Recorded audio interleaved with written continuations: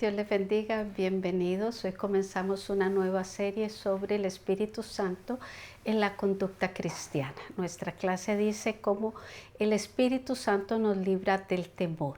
Introducción.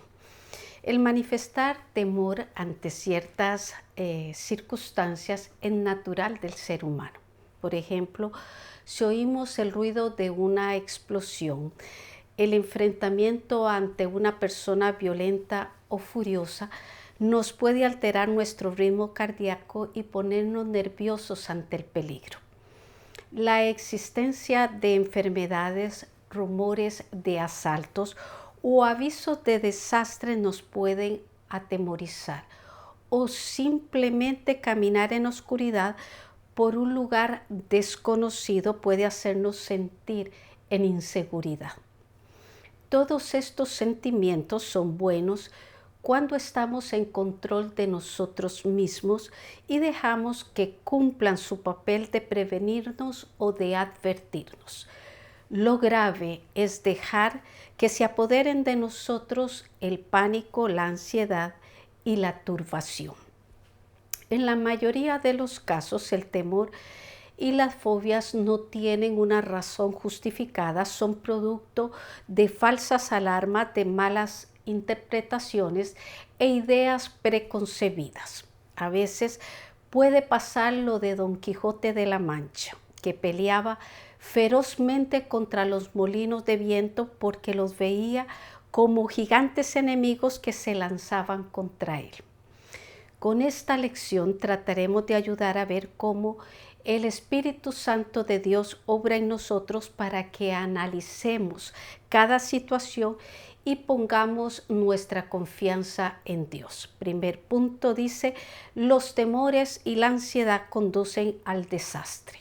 Punto A, el miedo de unos hombres aterrorizó a una nación. Números 13. Dice, al analizar los sentimientos de temor que se manifiestan en la conducta humana, podemos dividirlos en tres categorías. Una es el temor a Dios, el cual se expresa en una actitud humilde y reverente delante del Omnipotente. Este temor es santo y bueno. Sin él no podemos acercarnos a Dios ni percibir su amor y grandeza. Proverbios 1:7 dice, el principio de la sabiduría es el temor de Jehová. 2. El temor natural de todo ser humano. Este es instintivo y sirve para que tomemos precauciones en situaciones y cosas que nos pueden hacer daño. 3. El miedo o temor que le tenemos a cosas que no nos pueden hacer daño si confiamos en el Señor. Este temor nos hace ver las cosas negativas de forma exagerada y nos hace dudar de Dios y de sus promesas. En Números 13, del 31 al 14:3, nos dice lo que le sucedió al pueblo de Israel después de oír a los 10 espías acobardados. Dice, es un ejemplo de los estragos que causa el temor en el corazón humano. Vieron algunas ciudades amuralladas y oyeron de los gigantes que fueron contratados para intimidar a sus enemigos. Aunque había cierta verdad en el informe, exageraron los datos porque se apoderó de ellos el miedo y la duda. Era mentira que la tierra se tragara a sus moradores, que todos fueran de grande estatura y que ellos parecieran langostas ante sus enemigos. El miedo llevó a estos hombres a mentir porque temían enfrentarse a la lucha y no estaban confiando en la ayuda del Dios que les había dado esa tierra. El pueblo entero desechó el mensaje de los hombres que decían la verdad porque se contagiaron del miedo de los que estaban acobardados. Hoy también muchos son estorbados por el miedo para no recibir las promesas de Dios. Pero el Espíritu Santo te puede dar aliento y fuerza para levantar el corazón atemorizado. Punto B. La ansiedad de un padre por sus hijos terminó en tragedia. Vamos a ver lo que pasó con Job. Voy a leer Job 1:5. Dice, Job era contemporáneo de Abraham, un hombre que Dios mismo lo llamó recto y temeroso de Dios. Dice, vivía con una terrible sensación de miedo de que algo malo fuera a suceder. Leemos que después de que sus hijos celebraban sus fiestas, él iba y ofrecía sacrificios para que no les sucediera nada malo. Quizás habrían pecado mis hijos, decía Job, o habrían blasfemado contra Dios en sus corazones. También sabemos sobre la secuencia de males que Dios le permitió a Satanás darle como un proceso de prueba. Job 3 del 25 al 26 nos dan la confesión más clara de sus temores, que son todos estos lamentos. Dice, porque el temor que me espantaba me ha venido y me ha acontecido lo que yo me temía. No he tenido paz, no me aseguré ni estuve reposado. No obstante, me vino turbación.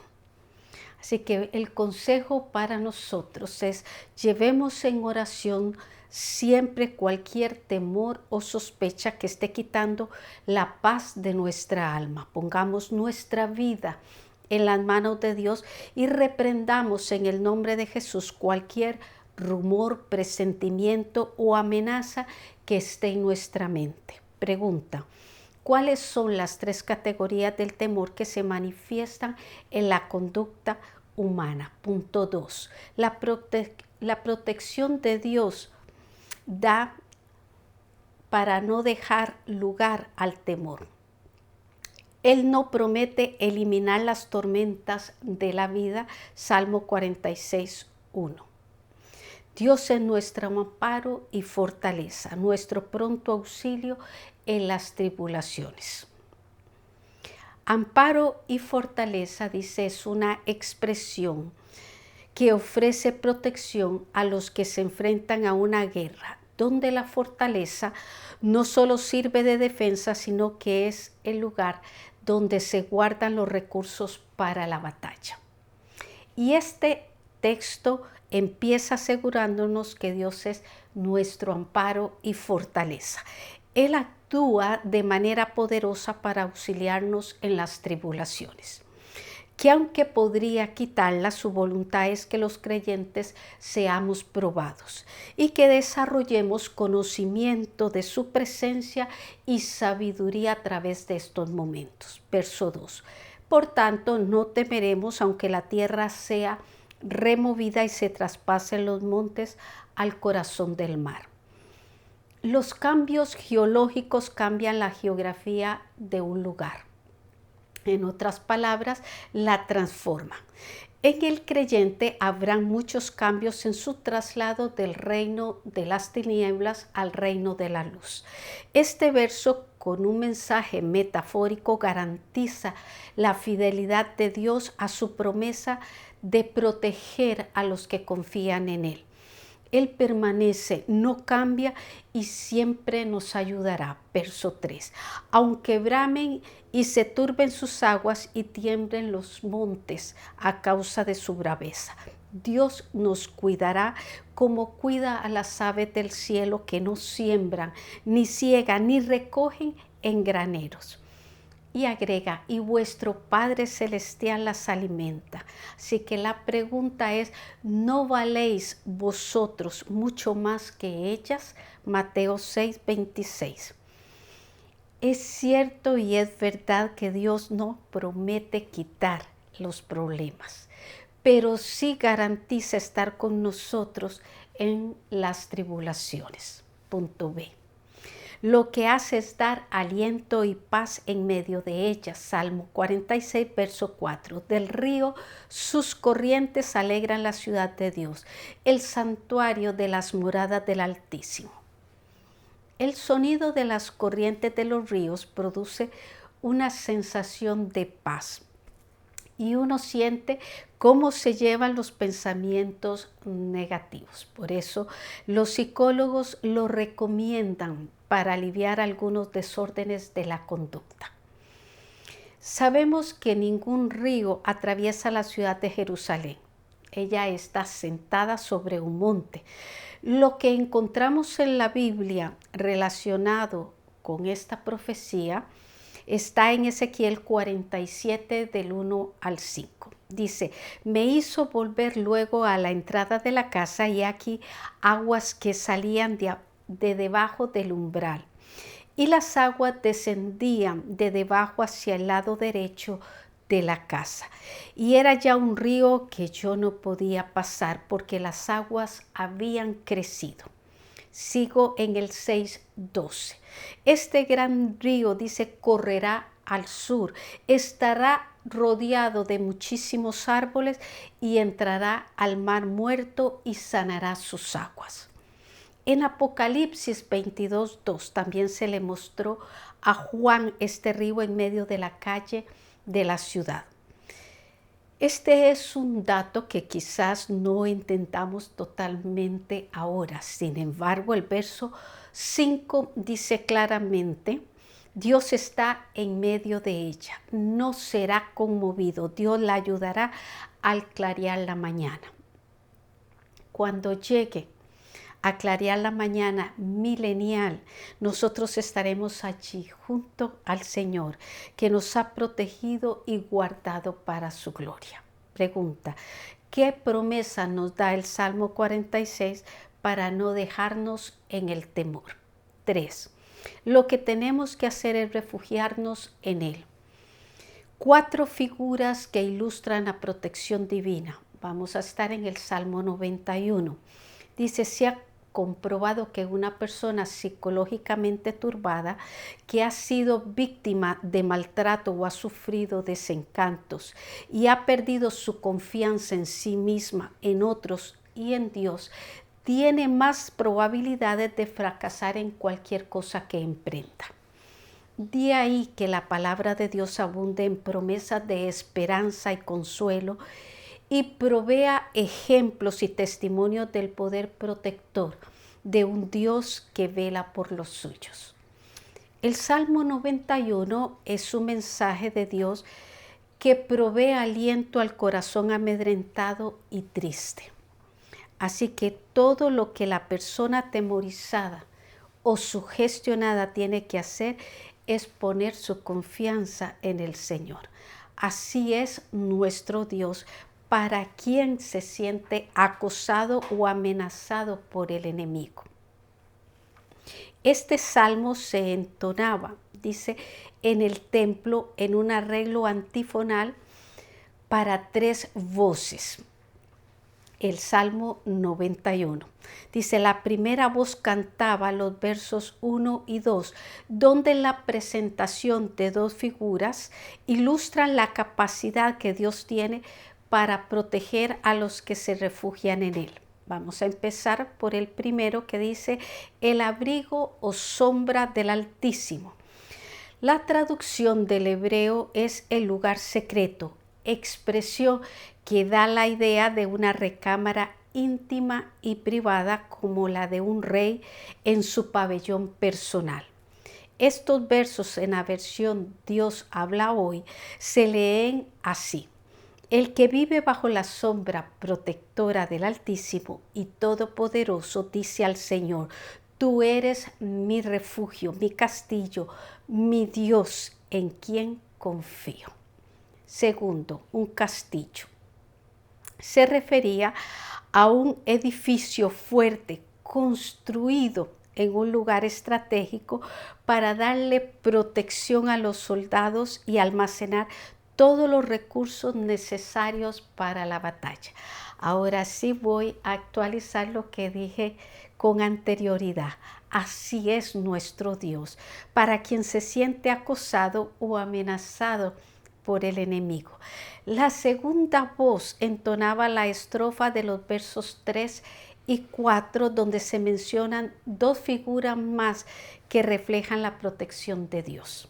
Una, las plumas y las alas, bajo las cuales el Señor promete proteger a los que se allegan a Él. Esto nos recuerda las palabras de Jesús cuántas veces quise juntar a tus hijos, como la gallina junta sus polluelos debajo de las alas, y no quisiste. Mateo 23, 27. Segunda figura, escudo y adarga. Estos sinónimos se refieren a una pieza ovalada de piel o metal que el soldado llevaba para cubrirse el pecho y todo su cuerpo contra la espada o las flechas del enemigo. Pablo apoya esta palabra en Efesios 6, 16 cuando dice que tomemos el escudo de la fe con que podáis apagar todos los dardos de fuego del maligno. Punto B. 3 males que no llegan al que confía en el Señor. Verso 5. No temerás el terror nocturno ni saeta que vuele de día. Verso 6. Ni pestilencia que anda en oscuridad, ni mortandad que en medio del día destruya.